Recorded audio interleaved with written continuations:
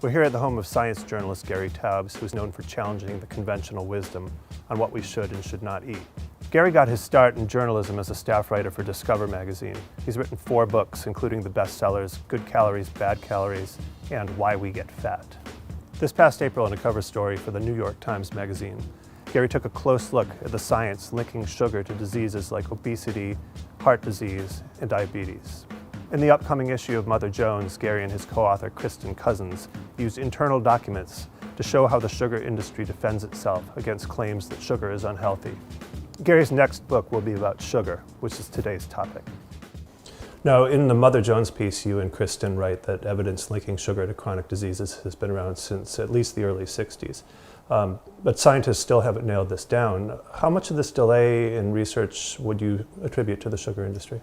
I had always suspected that there was sugar industry influence. It was hard to imagine that there wasn't. And here Cristin had found these documents, basically internal sugar industry documents, demonstrating that this was a very conscious effort by the sugar industry to sort of make sure that nobody ever no researchers ever came to a consensus that sugar was as bad as it might be. So what did these documents consist of? You know, a lot of internal newsletters, speeches given by various sugar people, letters to and from sugar associations, scientists, administrators, funding documents, money they were spending, annual reports. What stood out for you as sort of the most egregious thing that the sugar industry did in these documents? You know, I don't know how much they believed that, they just didn't believe the evidence. They got legitimate researchers, established researchers to come in and say, hey, this evidence is full of holes. And it was full of holes. The evidence against fat was also full of holes. What they didn't do was say, let's nail it down. Let's fill the holes. Let's fill the holes. What they did instead was say, let's make sure these holes never get filled. Now, some of the, there were a number of scientists, fairly high-level scientists, being who were getting support from the sugar industry. Why were their studies any less valuable than the ones that implicate sugar? None of this research was actually answering this question that other researchers had said they had to answer. Their own consultants had said, which is sugar causing diabetes? So it was perfectly valid work, but it asked the wrong questions? Is that what we're saying? I mean, I would, perfectly valid is a kind way to do it. It was kind of my trivial, meaningless research that generated papers for a graduate student or maybe a PhD, a thesis. So back in the late 90s, Americans were eating a record 90 pounds of sugar per person per year. But we've been eating less sugar ever since then. We were down to 77 pounds last year per person. Why are we not then seeing a decline in some of these chronic diseases if we're eating less sugar?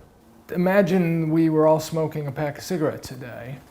And so the similar question would have been, in 1999 we were smoking 20 cigarettes a day per capita, and today in 2010 we're smoking 16 cigarettes per day per capita. Why is it there hasn't been a decrease in lung cancer? The assumption is there's some linear one-to-one correspondence. Right. The one point I make in my books and my writing is diabetes rates seem to increase dramatically post-Civil War in America with the Industrial Revolution.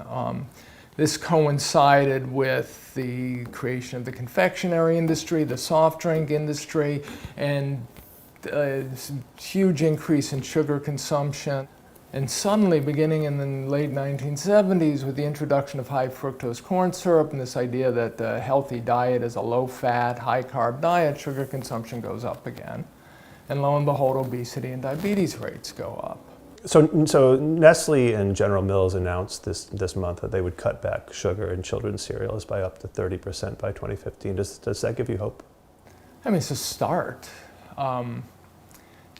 It's a start. There's a lot of activity lately. I actually get optimistic on the sugar front. It's not that hard to convince people that sugar is bad for them. And there's a lot of activity now. There's a vote coming up in Richmond, 5 miles from here, and in 3 weeks. There's the Bloomberg's initiative in New York.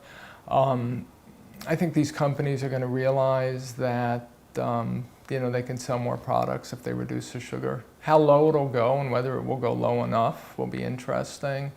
I think more and more you go into the doctor's office and nobody's considers sugar and high fructose corn syrup part of a healthy diet. Might be, but nobody considers it anymore.